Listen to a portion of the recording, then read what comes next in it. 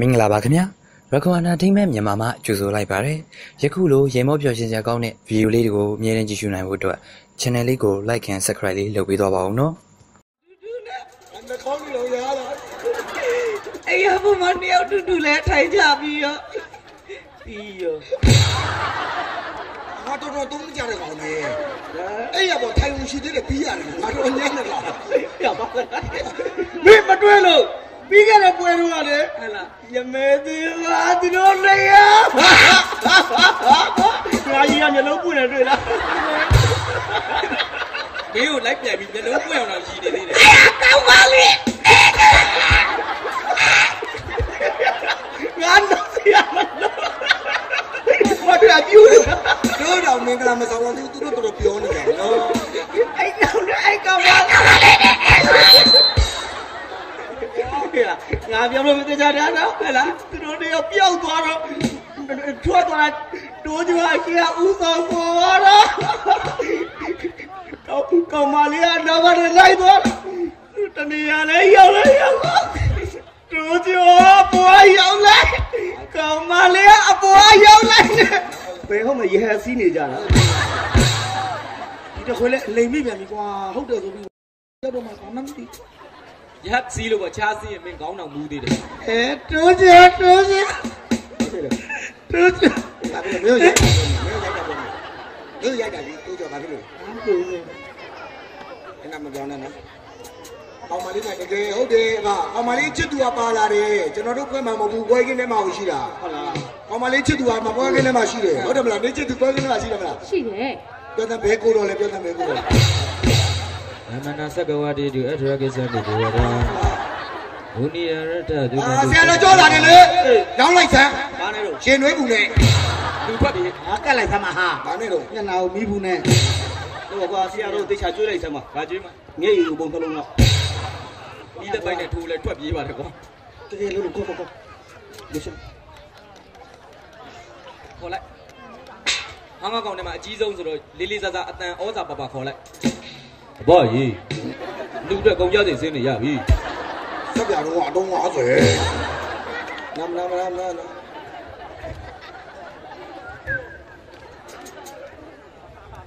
ဒီဘက်ကပဲပြုံးညမလောက်နဲ့ဘက်ကဝိုင်းကျော်ရေဝိုင်းကျော်တူးကျော်နေတော့ဟာတူးကျော်နေဒီဝိုင်းကျော်ဟုတ်ကြပြီ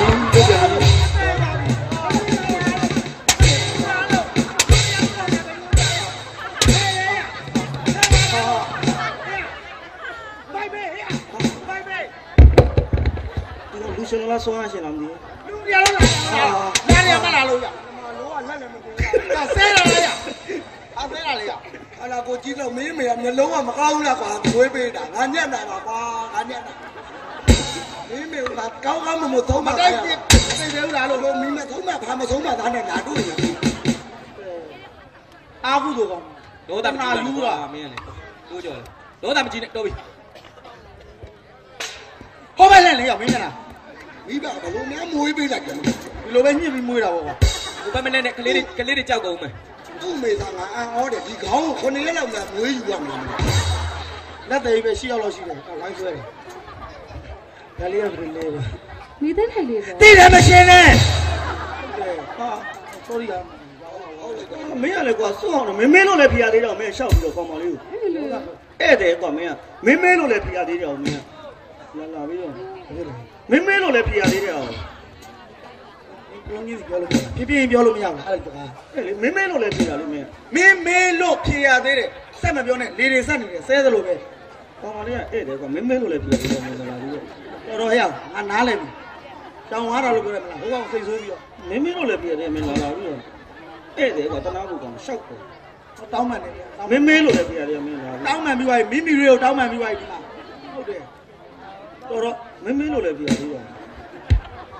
အခုစဉ်းစားကြည့်တယ်မင်းလို့လည်းဖီရသေးတော့ဟာစိတ်ထဲမကောင်းဘူးအဲ့ဒါတော့ဒီဝမ်းနဲ့ရမလို့မင်းလည်းနောက်တစ်ခါအခေါင်းနဲ့သွားအောင်မလား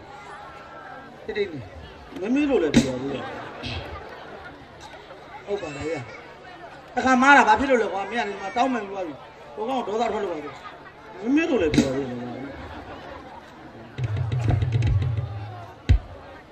ဘာဘိုင်းတော်ရဲ့ဘာတော့ပြီးပြီ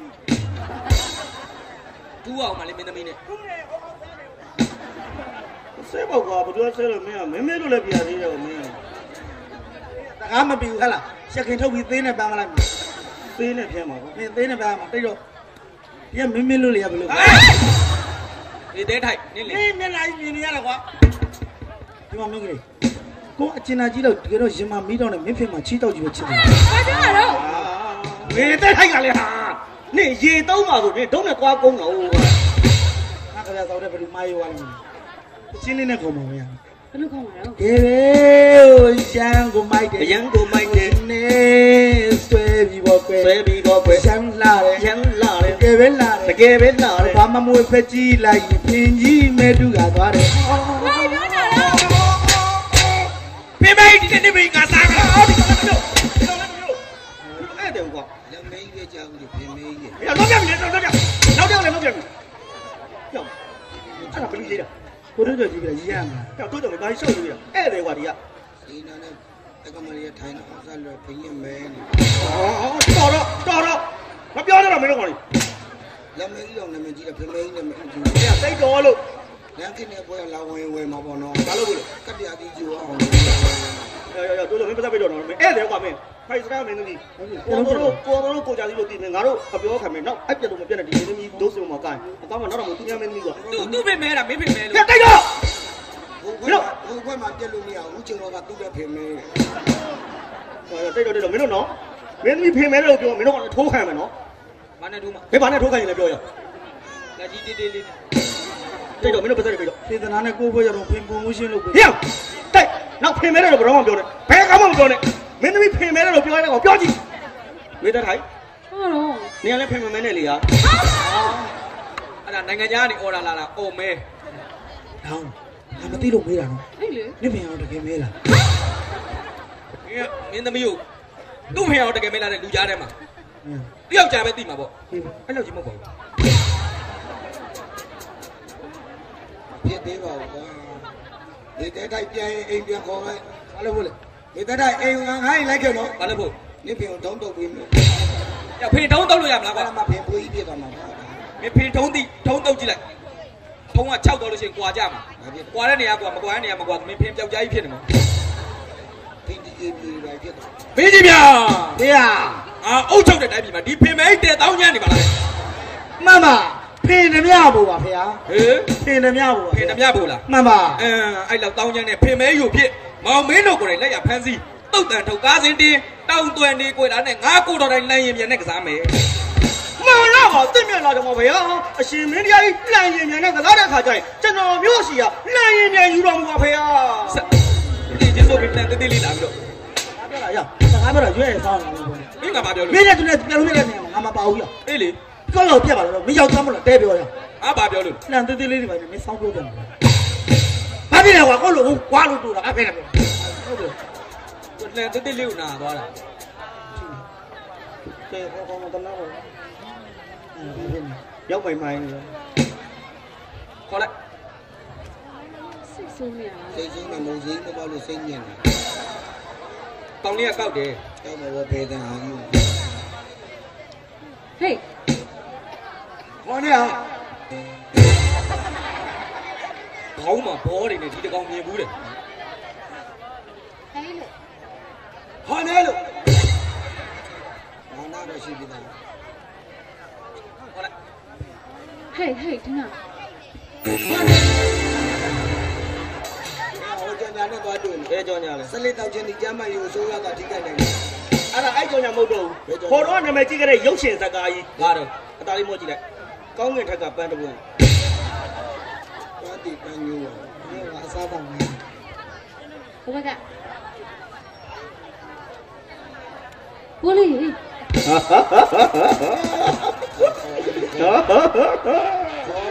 အတန်လုံးမရင်းဖြစ်တဲ့အတန်ရအေးစေးနေတယ်ထိုက်ရီ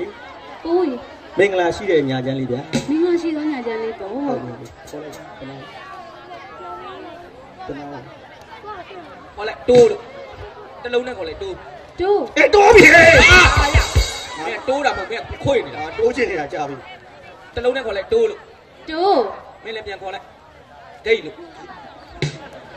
ဒီတဲ့တိုက်တယ်မမဂိတ်က သူ့ငယ်နာမည်ဂိတ် ဂိတ်ရဲ့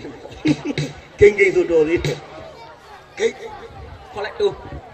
တိုးရေ ဂိတ် တိုး တိုး ဂိတ် တိုး ဂိတ် တိုး ဂိတ် တော်ပြီတိုးဂိတ်နဲ့တကိတ်300ပေးနေအောင်ဒီနားမှာ9ဂိတ်လောက်ရှိတယ် အကြားဘူးလား12လက်မှတ်တစ်ပေ3ပေတစ်ဂိတ်ဂိတ်300တဲ့ မပေးလန်းဆဲတဲ့ ကျန်ကန်တယ်လို့မပါတယ်ညီမရဲ့ အာကိုလိုလေးတော့ကိုတော့ကတော့ရသလောက်ယူသွားသေးတယ်ခလိုက်လေ ဒါလေးကဘူးလေးလဲ အပူလေးမဟုတ်စပိတ်တွေလေး မောင်လေးဒီကြရေ သိမင်္ဂလာရှိတဲ့ညချမ်းပါဗျာ မင်္ဂလာရှိသောညချမ်းပေါ့ ဟုတ်ကဲ့ ဟုတ်ပြီ ခုတခါကျတော့ကျွန်တော်တို့ပြည်သက်ကိုစောစောကတောင်းပန်ထားသလိုပဲမင်းသမီးမေသေးထိုက်ဆိုတာကဒါနိုင်ငံကျော်5 star လူရှင်တော်ဖွဲ့ရဖြစ်ပါတယ် ဟုတ်ကဲ့ အဲ့တော့ကတဲ့နေရာမှာကျွန်တော်တို့ဒီတချင်းတွေကမင်းသမီးကျွန်တော်တို့ခေါင်းဆောင်မင်းသမီးစောင်းဝရီနဲ့အမြဲတမ်းကနေတဲ့တချင်းတွေဖြစ်ပါတယ်အဲ့တော့သူကလည်းရတဲ့လောက်စူးစမ်းပြီးတော့ကမှာဖြစ်ပါတယ်ဒီတခါကျတော့ UTC အမေရွှေနင်းစီရဲ့ဟိုလွမ်းမြေချင်းလေးပေါ့နော် ဟုတ်ကဲ့ဗျာ မိတဲ့ကစာသားတွေလည်းမရဘူးဆိုတော့နည်းနည်းအမားပါလို့ရှင်ခွင့်လို့ပေးပါလို့ပြည်သက်ကြီးကိုတောင်းပန်ချင်ပါတယ် ဟုတ်ကဲ့ UTC အလွမ်းပြီ ဟုတ်ကဲ့ပါ အိုးဒီလောက်သူများတွေစောင်းနေတဲ့သူကရေခဲချောင်းတွေလိုက်ရောင်း မြန်ကုန်ပါသေး ကားလို့ မှောက်ကြလို့ ဝိုင်းလူလေကုန်ပါလေဟာဟေးတဲ့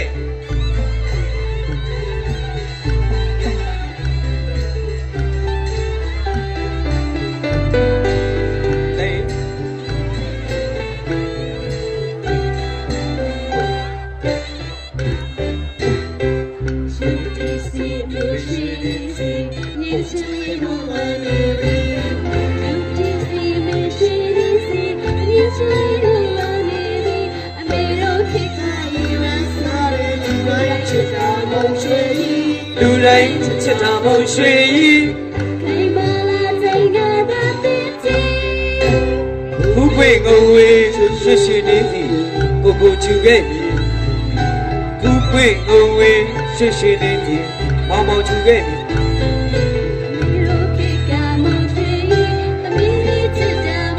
ဟုတ်ပါခိုင်မာလာချိန်ကသာတင်ချီ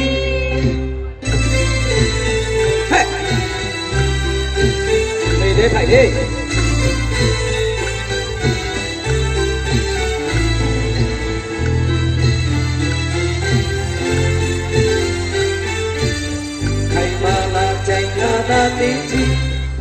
လွန်သည်လွန်ရပါလေလွန်ရပါလေဗျာလွန်ရပါပြီ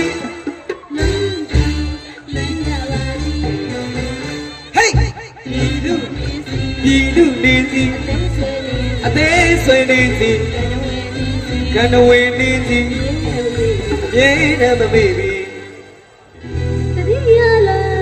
လို့ဒီလာစာဒီတတိယလာလို့ဒီလာစာဆိုပါကြဟိုရ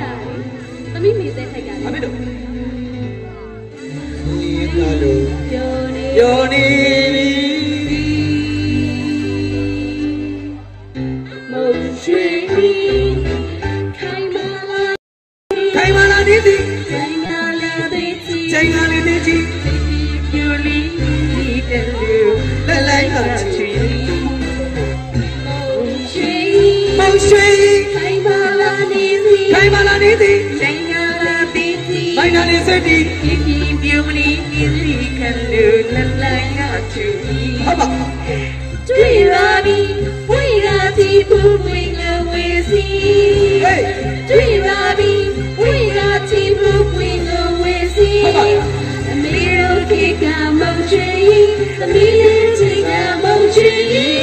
ခိုင်မာလာချိန်ကသာတင်ချီတဲ့ထိုက်ဆိုတာအကျဉ်းတစ်ခေတ်ရဲ့မိခင်ဖြစ်တဲ့အမေ UTC ရွှေနေစီကိုစကိုင်းနဲ့တကွန်ဆိုင်အရေးတန်ပွဲမှာဘုံပြုခြင်းနဲ့စိတ်ဆန္ဒနဲ့ကျွန်တော်ရေးသားတင်ဆက်တဲ့ UTC လွမ်းမြေဆိုတဲ့စီးလေးဖြစ်ပါတယ်ဟုတ်ပါ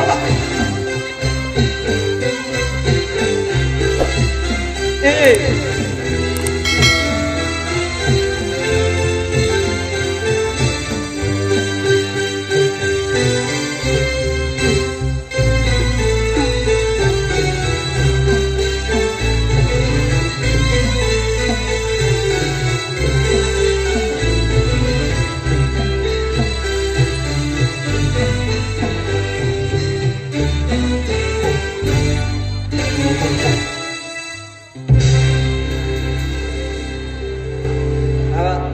UTC အမေရှင်နေစီကိုဂုဏ်ပြုတဲ့ချင်းလေးဖြစ်ပါတယ်အမေ UTC ရှင်နေစီနဲ့ပတ်သက်ပြီးတော့ကျွန်တော်ဒီဘက်ကျွန်တော်တို့မိတဲ့ခေတ်မှာမင်းသမီးတော်များများကခေတ်သုံးခေတ်ကလေးဘဝခေတ်ကျွန်တော်တို့လူလက်အပြူရွယ်ခေတ်အဖွားကြီးဖြစ်တဲ့ခေတ်အဲ့လိုခေတ်တွေအမျိုးမျိုးကလာဟာကောင်ကကြည့်ပြီးတော့ဂုဏ်ပြုပြီးတော့ရေးသားပြပြီးတင်ဆက်တဲ့ချင်းလေးဖြစ်ပါတယ်ဒီကကျတော့ကျွန်တော်တို့ဒီရောက်တုန်းမှာကျွန်တော်တို့ဟာကောင်ကြီးကိုတွေကျွန်တော်ဒီကြီးရွာကတတမီးမီတွေကိုဟာကောင်ကြီးကိုညံစမ်းပေဒီလေးတွေမေးပြီးတော့ကျွန်တော်တို့မုတ်ကျွေးမယ်ဆိုပြီးအစီအစဉ်လေးတစ်ခုအလူတကာအလူမမိသားစုနဲ့တိုင်ပင်ပြီးကျွန်တော်တို့အစီအစဉ်လေးဆွဲပါတယ်အဲ့တော့တတမီမီတွေတတမီမီတွေဆိုတော့ပဲလဲတာအေးပါမင်းကဒီမှာရှိနေမင်းဖေနဲ့မင်းအိမ်မှာထမင်းထိုးနေလောက်သွားပြန်ဒီချိန်ပြန်ဂျိုးလေးတော့ပြီအတိုင်းကျရှိလို့စပါနော်ဟုတ်ပဲချင်းမင်းစမ်းပါဟုတ်ပဲချင်းမသားမင်းမေကြီးပတ်စံတောင်းလိုက်အမတော့ပတ်စံကြီးအဲ့တော့ကျွန်တော်အစီအစဉ်လေးစရတဲ့အတိုင်းတသားလေးမိမိလေးများစင်သစ်ပြေစင်မြင့်ပေါ်ကြွပါလို့ဖိတ်ခေါ်ပါတယ်ကျွန်တော်တို့ကလေးတွေကတိုင်းပြည်ရဲ့အနာဂတ်တွေဆိုတော့ဒီကလေးတွေကိုကျွန်တော်တို့ဉာဏ်ရည်မြင့်မောင်းအောင်အစီအစဉ်လေးတွေမျိုးဆွဲမယ်ဉာဏ်စမ်းပေကြီးလေးမေးပြီးအဲ့လိုဉာဏ်ရည်ထက်တဲ့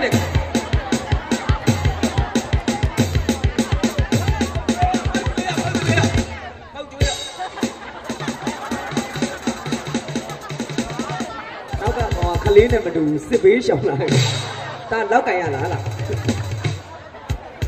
ကောင်းလိုက်တဲ့ခေါင်းစီးကျိုးအဲ့ဒါလွယ်အိတ်လားလွယ်အိတ်ထိုင်တာလို့ထိုင်ဟိုကောင်ကြောပေးကြည့်ချက်တာဘေးအိမ်ကြီးပါအိုက်တဲထဲတာတာဘာရှာလိုက်အဲ့လိုဘာရှာခေါင်းကြီးကျိုးကြံနေရထိုင်တာထိုင်ကိုလို့ထိုင်ဟာလေ对嘞，台湾那边的公园这种，那里冇ကျွေးမဲ့စီစဉ်နေရှိတယ်哎比呀，ဒီမှာရောက်တော့တားလေးတွေ့တယ်မလားဒါဘိုလ်ချုပ်ရာပြည့်ပွဲတော့ကပုံနေဘိုလ်ချုပ်အောင်ဆန်းကိုဂုံပြုတ်ထားတဲ့ပုံနေပေါ့ဒီရောက်တော့မှပဲဘိုလ်ချုပ်အောင်ဆန်းမျက်နှာများတယ်ဆိုတော့တလားတိတော်တယ်ဘာဖြစ်လို့တစ်ဖက်လည်းမှာဘိုလ်ချုပ်ပုံနေပဲတွေ့အများကြီးပဲမျက်နှာအဲ့တော့တားတို့ဘိုလ်ချုပ်အောင်ဆန်းနဲ့ပတ်သက်တဲ့ဉာဏ်စမ်းပေဒီတွေမေးမယ်ဟုတ်ကဲ့ဟိုပညာရေးအထောက်အကူဖြစ်မဲ့ဉာဏ်စမ်းပေဒီတွေမေးမယ်ဟုတ်ကဲ့တားလေးဘယ်မြို့လာလဲပြောဒါချွတ်ချုံကြမြို့ပါချွတ်ချုံကြမြို့ဟုတ်ကဲ့အဖေနာမည်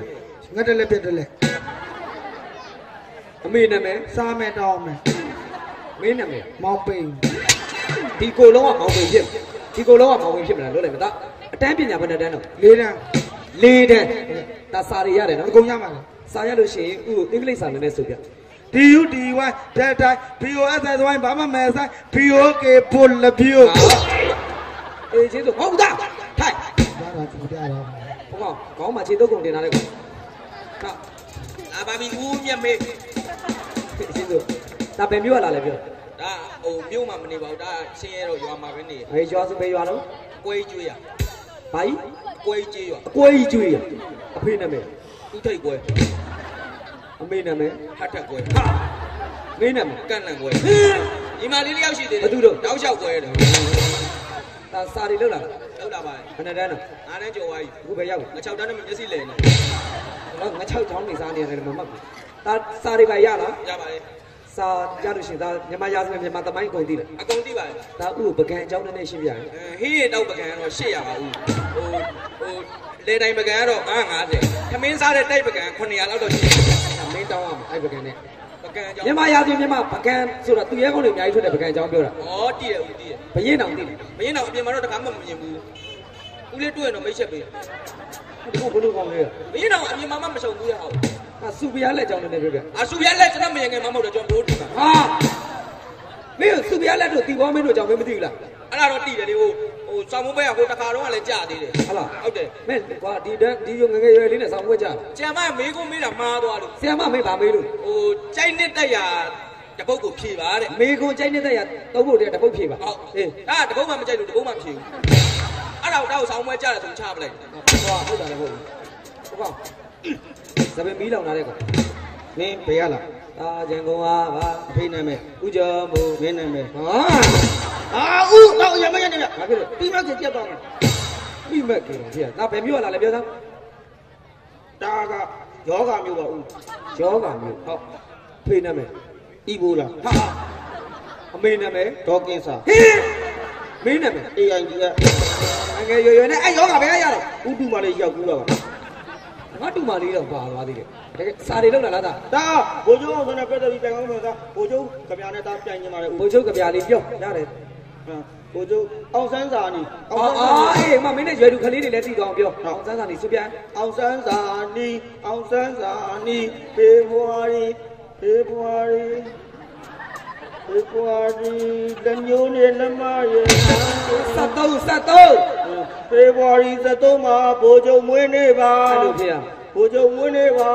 1900နဲ့ဝိုင်းကြီးရေပါ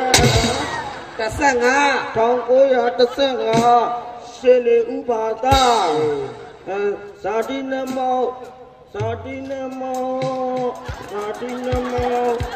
သူတို့အိတ်နေတယ် ကွေးနေတာမကွေးကိုပြတာ ဇာတိနမောမကွေးခရိုင်ပြည်ကြများခုတိုင် အေး ကြံခိုင်ရေးနဲ့ ဘာကြက်ခိုင်ရေးနိမလေးကြက်ခိုင်ရေးလားချင်းကြက်ခိုင်တဲ့ ကြံခိုင်နဲ့ဇာနီကွာမိခင်တော်စုတာ အေးဟုတ်တယ် မိခင်တော်စုတာ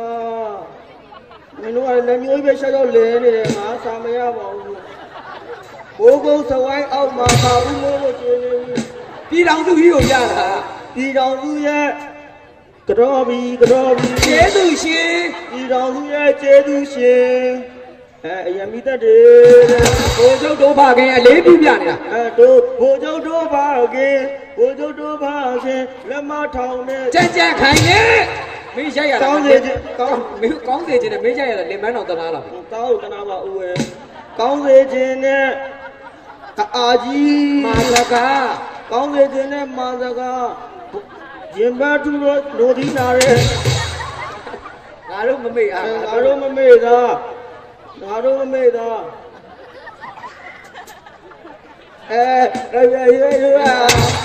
ာ်စုရဲ့ ကျိုးပန်းအောင်ဘိုးချုပ်တို့ပါ တို့ကောင်းဆောင်ဆိုရှင်လေးပေါင်းလက်စီများဘိုးချုပ်ချမ်းမဲ့သွား ပြီးပါဘူး မင်းဆိုတာဟုတ်လားဟုတ်တာမသွား အေးပြတ်တယ် ဟုတ်ပါသူကိုသူမြတ်ကလေးနဲ့ ဒါဒါအနေ ဘယ်လောက်သားလေးလဲ အကြက်ခွဲတာအနေ တောင်းစား9ပိတ်တာလောက်ရှိတယ် တူမယ်တန်းမှာ6နှစ်လောက်နေရတဲ့အသက်မျိုး မင်းကခလေးလားဟုတ်တယ်တေချာကြည့်တော့တေ ကိုခလေးမန်းတရားလို့ချီရကာရတဲ့ကပါဝါယူနာ မနောနဲ့လုံးတက်လိုက်မသေးချင်းဆိုညောင်ကံပိုးပိုးကြီးထက်၄နှစ်ကြီးတယ်ခင်ဗျာမသိတာမှလို့ဒါဘယ်မျိုးလာလဲပြော တောင်းတာ ဟောတောင်းတာအဖေနာမည် တောင်းကြီး အမေနာမည် တောင်းတွင်းကြီး မင်းနာမည် တောင်းကျုံအာကြည့်လိုက်ရင်6လုံးမှာကျမတောင်းရင်ပြုံးတာ စာတွေလောက်လား လောက်လာတယ် ဘယ်နဲ့တန်းတော့ ဟိုတနေ့ကခြာလုံးမှုယူပြီးတော့ဟိုဖရားဘောတက်တော့လားဖရားဘောမှာခြာလေးတွေလွတ်တာအားရဖို့တုံးတောင်းနေအဲ့ဒါလုံးလိုက်ရတာ တေးချင်းဆိုမတော့နဲ့စာတွေဘယ်နဲ့တန်းလဲပြော သူငယ်တန်း၄ကကြ သူငယ်တန်းတော့၄ခါကြာ အောင်မအောင်တာဗတ်တက်နေမှာဒါတွေကခတ်တဲ့အောင် စာတွေ အလကားပြောရခြေတန်းအောင်ပြီးသွားပြီဒါ ဟာလားဟာမင်းဒီရွယ်လေးနဲ့10တန်းအောင် အောင်ပြီးသွားပြီဒါဦးလေးတဲ့တက်တယ်ရှင်းလား ဘာတက်တယ် ဦးလေးကိုမကြောချင်တော့ဦးလေးတဲ့တောင်တက်တယ် စာတွေတက်တယ်ပေါ့ ဦးလေးတဲ့တောင်တက်တယ် အဲ့ဒါဆိုလို့ရှိရင်မင်းဒီကောင်တွေမေးတာတရားမှမမှန်ဘူးပေါက်ပြရတယ်ဖြေတာ အာညူးတယ်အာ မင်းအကုန်တက်လား အတုံတက်တယ်ဦးလေးတဲ့တောင်တက် ငါနဲ့မပြိုင်နဲ့အဲ့လိုကလေးမျိုးတို့ကကြိုးဆိုတာဘာပဲဖြစ်ဖြစ်စေရထက်တစ်ဖက်လက်ဆောင်ထက်ရမယ်ဖအေးထက်သားတော်ရမယ်တော်တဲ့ကလေးကိုလေးစားတယ်မင်းတို့တော့ တတိရှိအောင်စမ်းစာနေကြပြပြန်ချုံမလား မင်းတို့တော့သူနဲ့ပြိုင်ရဲလားထမင်းတယောက်တည်း လာဦးကြရမေးရတာမဲအားလားမရှိကြ အင်္ဂလိပ်စာတွေပါလေရ ယိုလို့ အင်္ဂလိပ်စာနဲ့ပြောပြရင် ယိုလို့ဘယ်ဒီကို အေး ဘယ်မှာတော့ဒီဘယ်တတိလေးအိုချောင်းနဲ့ဥထား မင်းညမကြက်မလေးရ အနေကဲပို့မယ်လေ ရတယ်နော် အင်္ဂလိပ်ချာတယ်မဟုတ်ချီးပွားရေးမှာတွဲလို့တာဟာ မင်းတို့ကြိုင်ရဲလား ကြိုင်ရဲ အဲ့ဆိုမေးပြီ တိုက်ရမယ် ဒါပြောစမ်းပန်းသီးကို အပဲ လိမ္မော်သီးကို ဟောတယ် ငါပြောသီးကို ဗရဏ တောင်းမယ်တောင်းမယ် ဗတိုင်းသီးကို ပြရမှာတိုင်းကြီးရအေးလေးလို့ချီဦးဦးကြီးကတိုင်းကြီးရအေးလေးလို့ချီ ခဏပြေမြားကို အဲ့တော့တောင်းမယ် တလက်မစိတ်ပြောင်းကို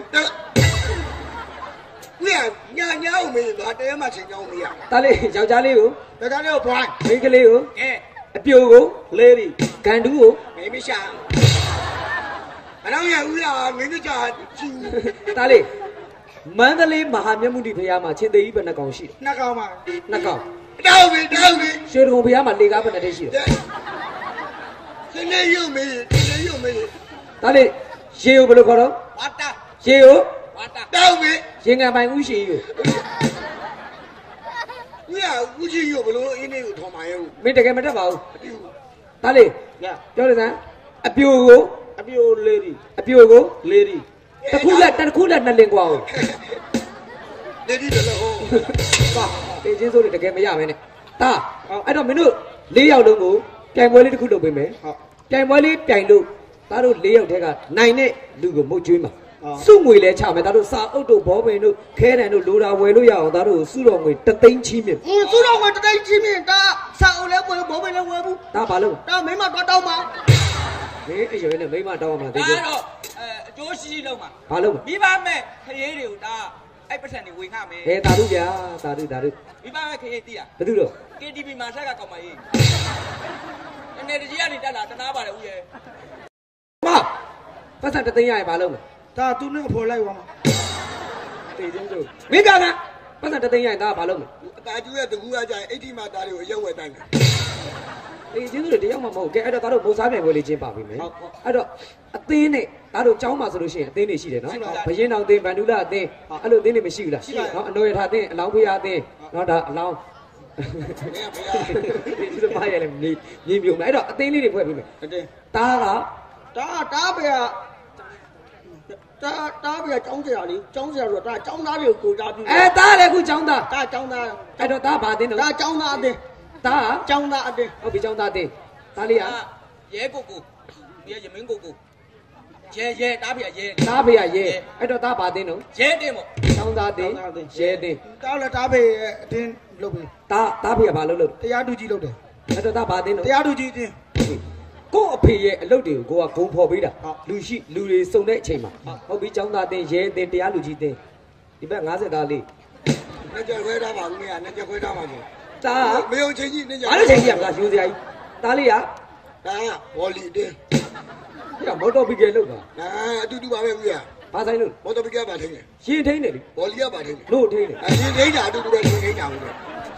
အဲ့တော့ဒါကမော်တော်ဘီကယ်အသင်းဟုတ်ပြီမော်တော်ဘီကယ်အသင်းတရားလူကြီးအသင်း ရဲကိုကိုတင် ရဲအသင်း ဒီဒီ ចောင်းသားအသင်းဟုတ်ပြီသားတို့မုတ်ကျွေးမယ်မုတ်စားပြန်ရမယ်ဒီမှာမုတ်လေးတွေဦးတို့ကကျိုးနဲ့တန်းပေးမယ်အဲ့ဒီကျိုးနဲ့တန်းထားတဲ့မုတ်ကိုလက်နဲ့ကင်ပြီးမစားအောင်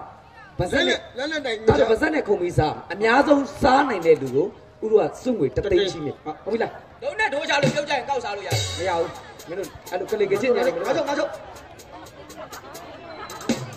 ကျွန်တော် ပေါ့ကို အေးအားလုံးဒါ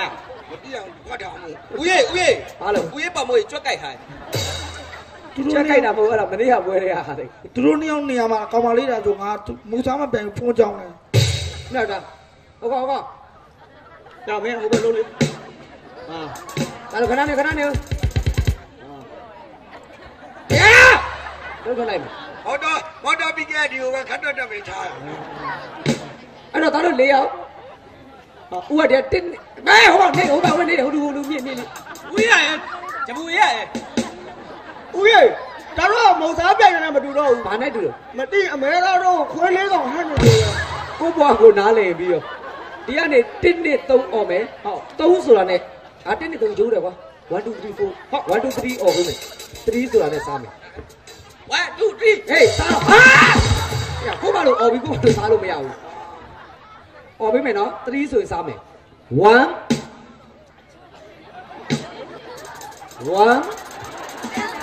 ရောက်နေခဏနေဦးလို့1 ဦးရေ1 မတွားတော့ဘူးလားဝမ်းကနေဆက်တွားတော့လေဝမ်းတွားတော့ 1 2 3ဝေကလေးတွေပြောပါပါနဲ့လုပ်ပေးတဲ့စီတွေဖြစ်ပါတယ်ခင်ဗျအဲ့လိုပြောပါပါနဲ့လုပ်ပေးတယ်လို့ကျွန်တော်အသေးနာမည်လေးတွေပေးထားတယ်ခင်ဗျတယောက်ကရဲအတင်းတယောက်ကចောင်းသားတယောက်ကမော်တော်ဘီကယ်တယောက်ကတရားလူကြီးစားတယ်ခင်ဗျမော်တော်ဘီကယ်စားပြီခင်ဗျမော်တော်ဘီကယ်စားပြီမော်တော်ဘီကယ်နဲ့ရဲနဲ့စားတယ်ခင်ဗျမော်တော်ဘီကယ်နဲ့ရဲနဲ့စားတယ်ခင်ဗျမော်တော်ဘီကယ်နဲ့ရဲနဲ့စားတယ်ခင်ဗျចောင်းသားဝင်စားတယ်ចောင်းသားစားတယ်မော်တော်ဘီကယ်နဲ့ចောင်းသားကိုရဲရိုက်တယ်ခင်ဗျចောင်းသားကိုရဲရိုက်ပါတယ်ခင်ဗျចောင်းသားကိုရဲရိုက်တယ်ခင်ဗျရိုက်တယ်ခင်ဗျရဲအမလေးရဲကចောင်းသားကိုရိုက်တယ်ရဲကចောင်းသားကိုကန်တယ်ခင်ဗျရဲကအမေသူကြိုက်ပေါက်တယ်ခင်ဗျမော်တော်ဘီကယ်တော့တယောက်တည်းစားတယ်ခင်ဗျမော်တော်ဘီကယ်တော့အမေတတိစာတွေကပုံတွေပါလာပြီခင်ဗျဖေးပုံတွေကပုံတွေပါလာပြီခင်ဗျစားတယ်ခင်ဗျအမေចောင်းသားစားတယ်ရဲနဲ့မော်တော်ဘီကယ်နဲ့နှာခေါင်းမှာတော့ပေးတယ်ခင်ဗျဟဲ့လက်နဲ့မခိုင်းနဲ့လို့အဲ့လိုမရဘူးအမေရဲနဲ့အမေចောင်းသားရဲကိုပြဿနာရှာចောင်းသားအမေចောင်းသားရဲကမခံဘူးခင်ဗျရဲကအမလေးရဲကချပြီခင်ဗျចောင်းသားကိုရဲကချပြီခင်ဗျချက်ကင်ပေါက်တယ်ခင်ဗျចောင်းသားရဲချတယ်ခင်ဗျအမေဘသူတွေဘာလုပ်တရားလူကြီးကတော့ဘလောက်ပြဿနာတက်တဲ့လက်ပိုက်ပြီးတော့သူ့ခွေချောင်းနေတယ်ခင်ဗျတရားလူကြီးကခွေထဲဝင်မှစားမယ်ဆိုတဲ့သဘောပါခင်ဗျတရားလူကြီးကလက်ပိုက်နေတယ်ခင်ဗျရဲကတွေ့ခင်ဗျရဲနဲ့ရဲကចောင်းသားရဲအမေတရားလူကြီးဝင်လာပြီတရားလူကြီးရဲဝင်ထိတ်တယ်ခင်ဗျចောင်းသားကိုတရားလူအမေရဲကရိုက်တာကိုចောင်းသားကိုတရားလူကြီးကဖမ်းတယ်ခင်ဗျရဲကရိုက်တာကိုတရားလူကြီးကအမေရဲနဲ့တရားလူကြီးနဲ့အမေတဲနဲ့တရားလူကြီးနဲ့မော်တော်ဘီကယ်နဲ့မော်တော်ဘီကယ်နဲ့တရားလူကြီးနဲ့အမေအမေမော်တော်ဘီကယ်နဲ့တရားလူကြီးအထက်အောက်ညှိစားနေတာခင်ဗျမဲမော်တော်ဘီကယ်နဲ့တရားလူကြီးနဲ့အထက်အောက်ညှိစားနေတာခင်ဗျစားတယ်ခင်ဗျအမေရဲအမေတရားလူကြီးနဲ့ရဲနဲ့မော်တော်ဘီကယ်နဲ့အမေ3ယောက်ကောင်းတယ်ခင်ဗျ3ယောက်ကောင်းပြီးညှိစားတယ်ခင်ဗျအမေတခုတည်းကို3ယောက်စမန်ကောင်းတယ်ခင်ဗျ3ယောက်အမေပြဿနာចောင်းသားလုံးပြန်ပြီးသူ့မုံမစားလို့ចောင်းသားဆန္ဒပြတယ်ခင်ဗျចောင်းသားမရဲရိုက်ပြန်ပြီခင်ဗျအမေရဲနဲ့မော်တော်ဘီကယ်နဲ့တယောက်နဲ့တယောက်ဟမ်အမေចောင်းသားကိုဖမ်းចောင်းသားကိုမုတ်ကိုမညာမတာစားမလားသူဖမ်းចောင်းသားကိုဖမ်းတယ်ခင်ဗျចောင်းသားမော်တော်ဘီကယ်ကတော့ဘသူတွေဘာလို့မော်တော်ဘီကယ်တော့သူတယောက်တည်းစားမယ်ဆိုတဲ့သဘောရှိတယ်ခင်ဗျမော်တော်ဘီကယ်သူနဲ့မဆိုင်တယ်လို့ပဲခင်ဗျအမေရဲနဲ့ចောင်းသားနဲ့ရဲနဲ့တရားလူကြီးနဲ့မော်တော်ဘီကယ်နဲ့စားနေတယ်ခင်ဗျရဲကတော့ចောင်းသားကိုနိုင်ချစ်ចောင်းသားအပေါ်ကတက်စားတယ်ခင်ဗျចောင်းသားအပေါ်ကတက်စားတယ်ခင်ဗျចောင်းသားဆန္ဒပြတယ်ចောင်းသားသူမစားလို့ဆန္ဒပြတယ်ပြဿနာလေးရှုပ်ထွေးနေပြီမရဲကအမလေးចောင်းသားကိုထိလို့မရတာခင်ဗျထိတာနဲ့ရဲကရိုက်မယ်ဆိုတာမတင်လားမဲသူတို့တယောက်အမကြရင်မော်တော်ဘီကယ်နဲ့တရားလူကြီးညားဖို့ရှိတယ်ခင်ဗျတရားညားဖို့ရှိစားကြပြီခင်ဗျအကုန်လုံးစားပြီခင်ဗျစားမော်တော်ဘီစိတ်မချလူသားဘသူတွေဘလောက်စားနောက်ဆုံးတော့ចောင်းသားတွေပဲနိုင်သွားပါတယ်ခင်ဗျာ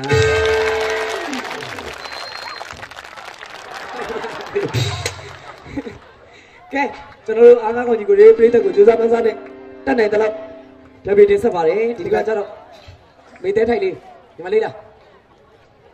တရားလူဟာကားကောင်ကိုခုလိုပဲဘယ်တော့မှမပြတ်ပြေတဲ့မေတ္တာနဲ့အားပေးနိုင်ကြပါစေလို့ဟာကားကောင်ကြီးကိုရေးစုမကောင်းတောင်းရင်းနဲ့ဒီကကြတော့ဒီမလေးတောင်းဆိုရတဲ့ချင်းလေးနော်ကျွန်တော်တို့အမေစုနဲ့ပတ်သက်တဲ့ချင်းလေးတပုတ်ဆိုပေးပါဆိုတော့ကျွန်တော်တို့ရှေ့ရကြီးညာတယ်လို့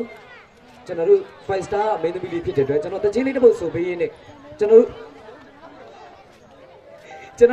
နိုင်ငံသားကចောင်းသားများကအဲ့လိုပြောနေဖြေမပေးရနေဘူးနိုင်ငံသားအចောင်းသားများကအမေစုကိုဂုံပြုတဲ့ဒီတချင်းလေးပြန်มาခွတ်တောင်းပြီလို့မြည်ရပါတယ်ခင်ဗျာနားဆင်ပြီးတော့ဟေး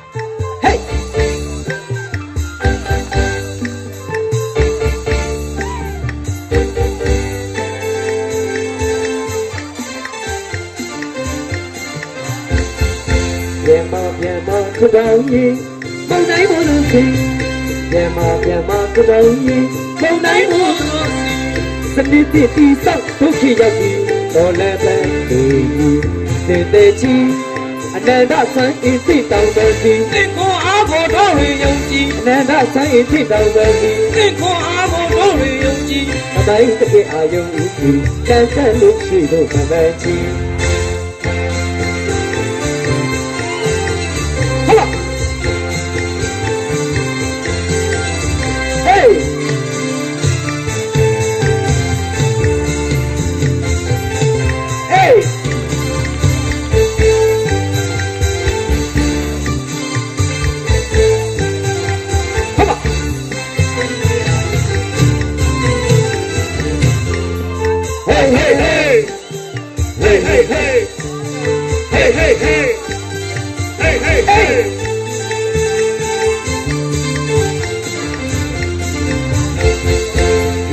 Về mà cứ đâu đi Mong nấy một đôi gì Về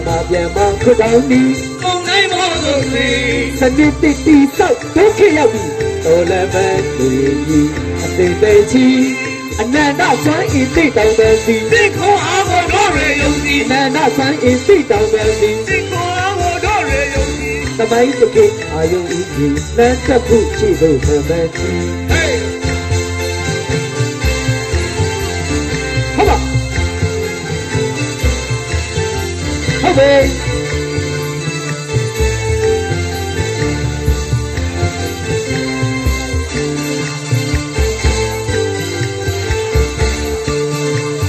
Hey.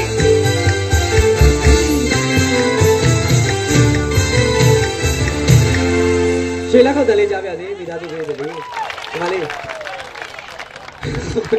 Trả việc ngàn lúc này. Da mấy là chế度တင်နေတာအလုပ်တကာအလုပ်မှာကျွန်တော်တို့တညလုံးကျေးဇူးတင်တယ်ဘာကြောင့်ပြောရလဲကျွန်တော်တို့ရောက်တဲ့ကကျွန်တော်တို့လိုအပ်တာလုံးဝမရှိတကယ်ဟုတ်ကဲ့ကျေးဇူးပါပဲနော်တို့နေကကြိုက်နေကြအေးအဲ့ဒါညာ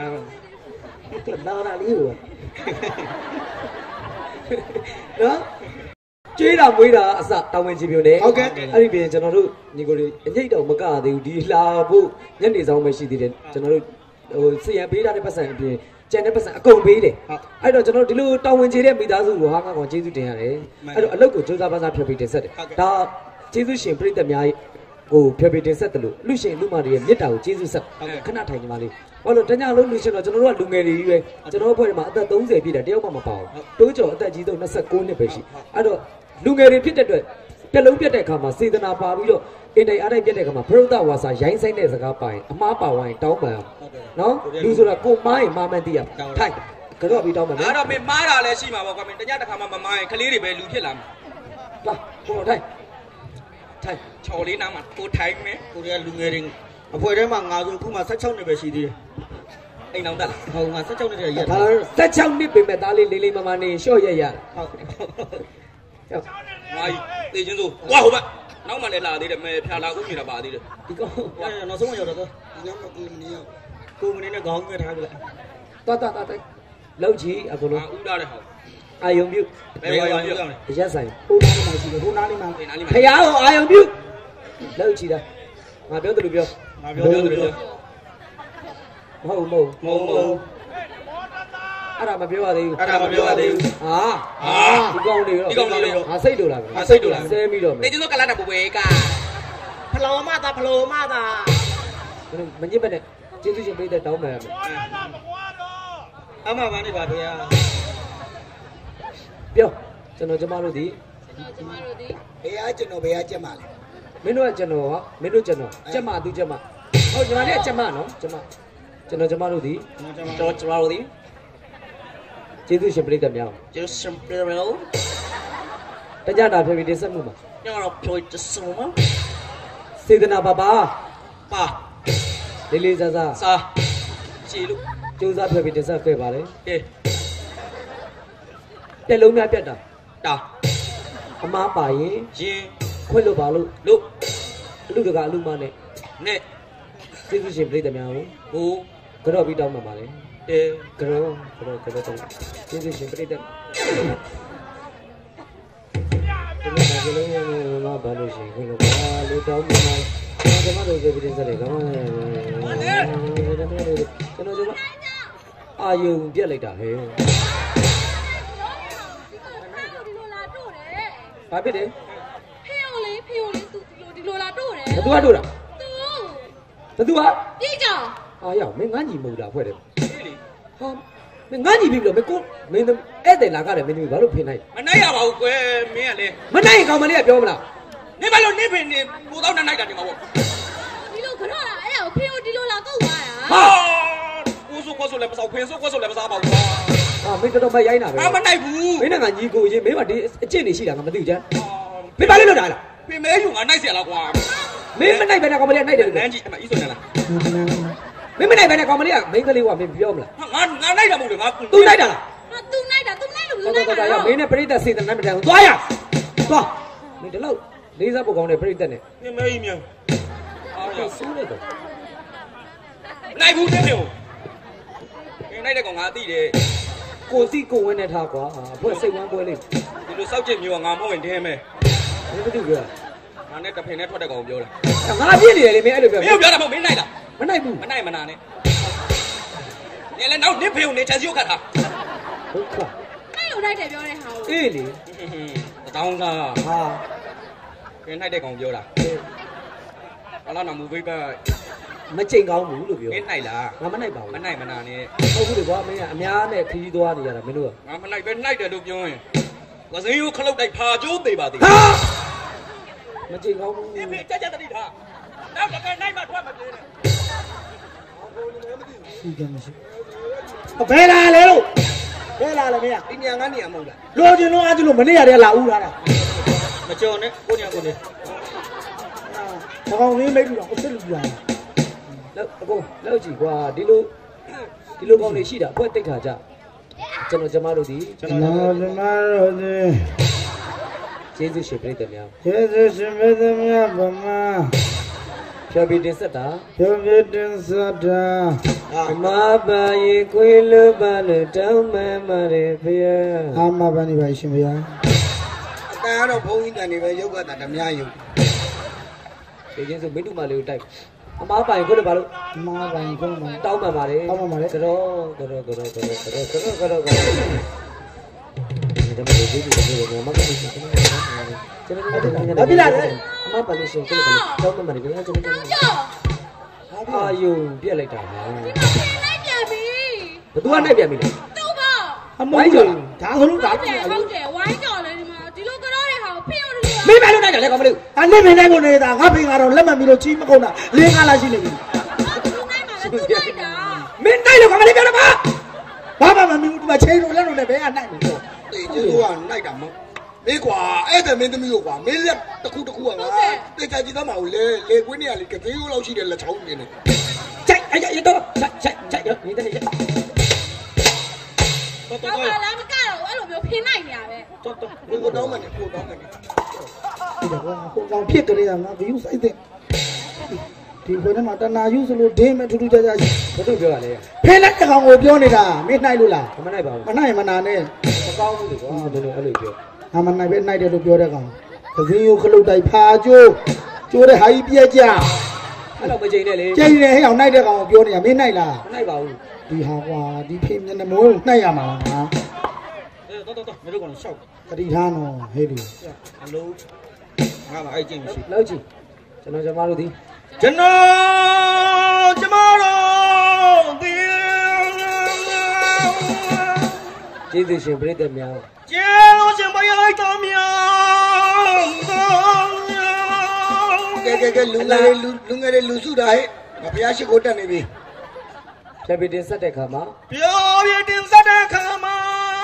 အလာတော့မိထီလာကိုလာမိထီလာနဲ့ဖပြေအမားပိုင်ခွင့်လို့ပါလို့တောင်းမှပါလေတောင်းမှပါလေတော်ရတန်းရောနိုင်ပြန်ပြီအာယုံပြက်လိုက်တာနော်ငါပြောရမှာလေဒါဖြစ်တော့ဖိနိုင်ခံတာဖိနိုင်ခံပြန်ပြီမင်းတို့ကွာဘယ်လိုနိုင်တာလဲကပေါ်လေးနိုင်တာ လေဒုက္ခပါကိုစက်ငါလည်းမလိုက်ငါလည်းဝိုင်းကြောပြောစကားနားမထောင်ဘူးဒီပြင်းလာထိုင်ဘူးငါမလိုက်ပဲနိုင်တယ်လို့ပြောတဲ့ကောင်ကစင်းရုပ်ခလုတ်တက်ဖာကျိုးအဲ့ကျိုးတာကြီးပြက်ကြအဲ့ပြက်ကြတာယူကားတက်ကျိတ်အဲ့ကျိတ်သွားလို့အမောမအစိတ်စိတ်မွာဖြစ်သွားရင်ကြက်ကလာစိတ်စိတ်ပါသေးဗျာဒီကောင်မချိန်ကောင်းတာတွေချိန်မင်းနိုင်လားမနိုင်ပါဘူးမင်းမနိုင်မင်းပြောနေအေးဟုတ်တယ်ပြောရမှန်းနေတို့ကြောဘာကြီးလာလေငါတော့ဝိုင်းကြတယ်တော့ပြောင်းလာဟာ ဒီရပဲတော့မင်းမရမင်းရဲ့ငါရဲ့မင်းသမီးရဲ့3ယောက်တည်းရှိတာမင်းအဲ့လိုကြီးမင်းတခြားနေရာသွားနေတော့မင်းမစည်းလုံးဘူးလို့ဖြစ်မှာရပါတယ်ညီလေးရကြတော့လေရကြတော့ရချင်းနေကောင်းပြီးတဲ့ဇာဟောတာတယ်ဘာဟောလို့ဘုမပြဿနာတက်တယ်ဒါလို့တကယ်ချင်းရတယ်မရတယ်ပေါ့အဲ့ဒါဘာလို့လဲစီတာတာစီမကြော်ကောင်းဘူးစီကြော်ရင်တမီးဘူးလောင်တက်တယ်နားလို့ပြောနေလာတော့ပါဘူးကွာညညခေါ်တယ်ကိုလာပါဒီနော်ငါမမြူဆွဲနဲ့ငါသိတယ်နော်လာတကယ်ချင်းလားကိုလာပါအေးပါဟာလာပါဒီနောက်လာထိုင်ပါအရှုံးမှမနော်တည်တယ်တိန်လို့တော့ဝင်ရရအောင်တကယ်ချင်းလောက်လေးချီဟုတ်ကွာဦးကျော်ရင်ပြောပြတယ်ဘာပြောလို့အတိရတတိရ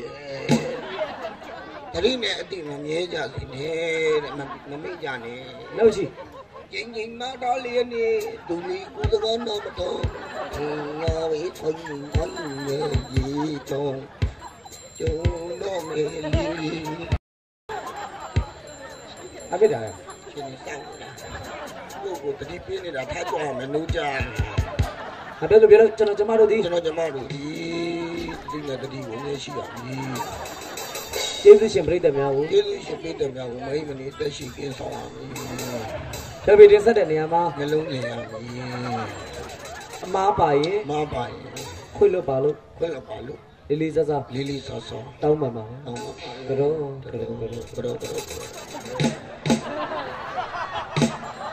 မင်းကတော့ပါလို့ညီလေးမကတော့ဒီတော့ကိုလည်းဆောင်နေတာမဟုတ်လေငါကတော့မတော့မင်းကတော့ပါမလို့ညီလေးအတူတော့ကြောင့်မစည်းလုံးဖြစ်မှာပေါ့ဒါကြောင့်ငါပြောရတဲ့စကားပြန်ပြောတာစီစီလုံးကတော့မယ်အဲ့ဆို3ယောက်တူကတော့မယ်လေအေးကတော့အောင်ညီမပါရင်ခွင့်လို့ပါလို့ကတော့လီမင်းငါမစောင့်နေလို့ပြောတယ်မစည်းလုံးဖြစ်မှာဆိုလို့ဒီနေရာကျတော့လာစီလုံးနေသမီးနေဖေးနိုင်ခံသေးလားဖေးနိုင်ခံလည်းငါကေးဆောင်နေတာဟိုးမီးကေးမဲ့ရှိပါဖေးဝင်ဆောင်တော့ဖေးကေးဟဲ့ခွင့်လို့ပါလို့တောင်းပါပါလေကတော့ဥတော်ဟေးဘာလုပ်တာလဲမင်းကမြန်ကတော့တော့ခါလေးမြန်ကတော့တာပါအဲ့ဒါကမှတက်ညီလက်ရှိရမယ်လေညီညွတ်ရှိရမယ်ညီနေရမယ်ညီလေးအကြာကြီးကတော့ကြမှာအကြာကြီးကတော့မယ်မင်းလည်းကြာကြီးကတော့အောက်ကြည့်ကြမလို့အပြင်ကအတူတူငါသဘောပေါက်တာပါကတော့ခဲ့ပါလေကတော့ခဲ့ပါလေ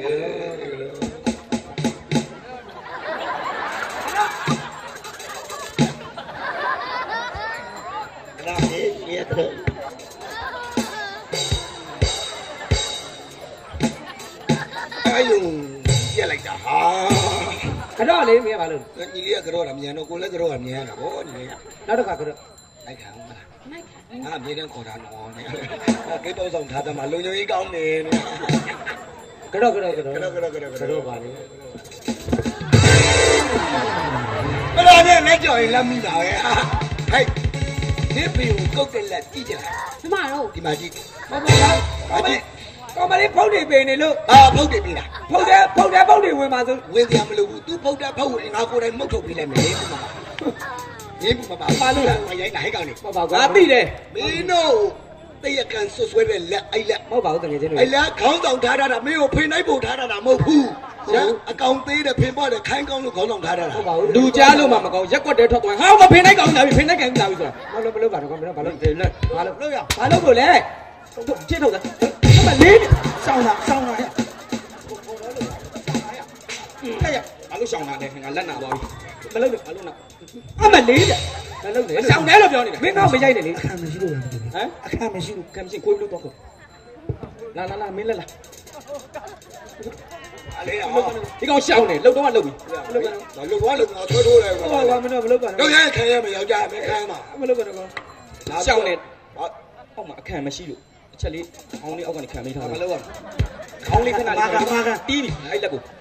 အပြက်ပဲမလှုပ်ပါခေါင်းနဲ့ချလိုက်ကောင်းမလားမသိဘူးမလှုပ်ပါနဲ့ကွာအမလေးဗျာအမလေးပြင်နိုင်အောင်မလားတောက်ကြီးကမကြနဲ့ဘူးပါဥမာမျက်ရည်ကလာပြီးတော့ကြားချင်တာအမပေကြီးကလာပြီးတော့လာနိုင်ပေးလိုက်ပေးလာတော့ငယ်လေးမမတ်သေးဘူးမမတ်သေးဘူးမမတ်သေးလားမမတ်သေးလားရှုပ်ကူကမမတ်သေးဘူးတော်လောက်ပြီလားလို့ပြောင်ချော်ချော်နဲ့စက်ပြာရုံနဲ့ဟမ်ပြောင်ဆက်ဆက်နဲ့မျက်နှာဝါကျပြောင်ဆက်ပတ်ရုံ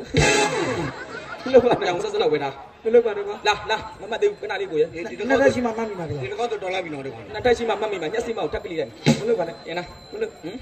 မရှောင်းတော့မင်းအမလေးဗျာအမလေး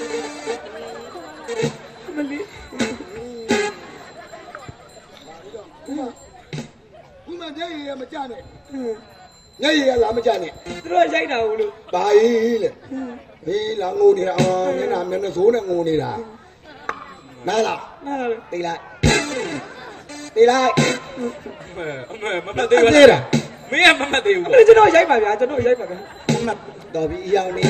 ရိုက်ပါဗျာကျွန်တော်ရိုက်ပါဗျာတဲ့အဲ့တဲ့ကွာဘာမှမဖြစ်ဘူးကွာအယောင်နေပြမင်းက तू ကပြီးပြန်မှာဘာလို့ဖွဲ့ညီညွတ်ရမယ်လေဒီလိုခလာမကျွန်တော်ရိုက်ခံနေလို့ပါရိုက်ခံနေမဲတော်မရိုက်ခံနေလို့ပါလေမင်းတို့ तू ရိုက်ခံနေတိုင်းမရိုက်တင်ဘူးနော်မင်းတို့တော့ရောက်ဒီကနှစ်ဖူးပေါ်တင်ရိုက်မင်းတို့အဲ့လိုဆုမရိုက်ကြပါနဲ့ကွာနှစ်ဖူးပေါ်တင်ရိုက်ဆန္ဒပြတဲ့ထဲမှာငါမပါပါဘူးကရဲကြည့်ရုံလေးပါကွာအမလေးမော်တာကောင်းလေးမော်တာကျွန်တော်ရိုက်ပါဗျာကျွန်တော်အမလေးဗျာအမလေးပြင်လိုက်တဲ့ကောင်ဟမ်လူနဲ့လာပါပြီမလားဟာလေကောင်းနေနိုင်ပြီလားကြလေးနိုင်အမေမမသေးဘူးဘာဖြစ်လဲဘယ်လိုလဲပြင်လိုက်တယ်ဆိုတော့မင်းလိုက်တာလားလာတိုးလားလာရလေမနဲ့မရိုက်ဘူးလားတော်ပြီကွာရအောင်တကယ်လေမနဲ့ရိုက်လာတယ်ထိုင်အဲ့လိုမတင်ငါမဖမ်းပေးပါလေမနဲ့မရိုက်ထိုင်တကယ်ထိုင်ငါပါရိုးပြောတော့ဘူးပေါ်တာတင်လားခေါင်းစားနောက်နိုင်ရဲနိုင်ကြီးသေဖို့တာကျရဒီကင်းကိုကိုက်နေတဲ့ဖဏနဲ့မော်တော်ပါတယ်ကိုလေးကိုတိုင်းကျော်ခင်ဗျကိုတိုးကျော်ခင်ဗျကျေးဇူးရှင်ပြည်သက်များအထူးပဲကျေးဇူးတင်ရှိပါတယ်ဟုတ်ကဲ့ဟာကောင်ကြီးကိုတွေနဲ့နောက်လေဒီပြည်သက်ကျေးဇူးရှင်သမင်းရှင်များနဲ့ပြန်လဲစုံစည်းပါစေလို့ဆုမကောင်းတောင်းပါတယ်ဟုတ်ကဲ့တညတာဖေပီတင်ဆက်မှုမှာကျွန်တော်ညီကိုတွေဖေပီတင်ဆက်တဲ့အခါမားလေးတွေပိုင်းနဲ့ခွင့်လို့ပါဟုတ်ကဲ့အလူတကာလူမတွေရဲ့မြစ်တာဟုတ်ကဲ့ဟာကောင်ရဲ့စေတနာမှန်တယ်ဗျာနားထောင်စံအလူတကာဥတေထုံလူတိုင်ကမှတော်ချစ်တာသမီးအလူတိုင်ကမှဖြစ်ကြတဲ့ဦးမင်းဆွေဒေါ်စိန်မဦးဝေးကြိုင်တဲ့ဒေါ်မိမိမိုးဦးဘုံဘုံဒေါ်ရီမင်းမိသားစုတို့ရဲ့အလူတော်မင်္ဂလာအောင်ပွဲကဘာတန်လဲ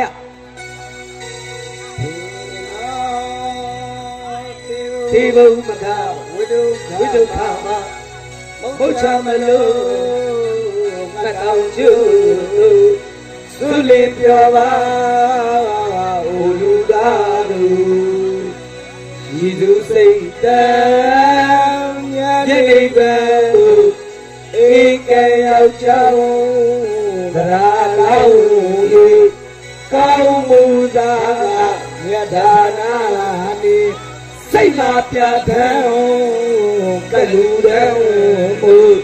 ဆိုချက်ရဲ့ထားမှုကြပါဘောလာတလူရီကပေါင်းသူတော်အောင်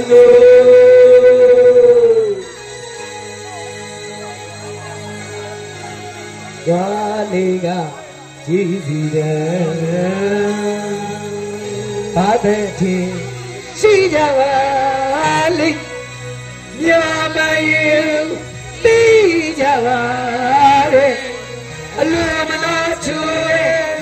စိတ်အကြံကြောင့်ရဲ့ဘု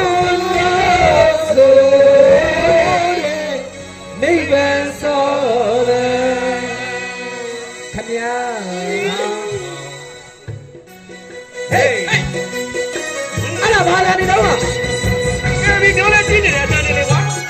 အောင်သိလားဟေးဒီချက်ညွန်တိုင်းက